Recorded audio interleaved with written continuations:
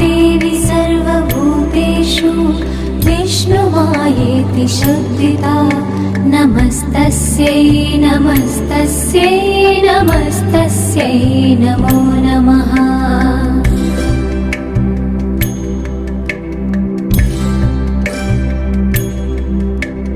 या देवी सर्वभूतेषु चेतनेत्यभिधीयते नमस्तस्यै नमस्तस्यै नमस्तस्यै नमो नमः।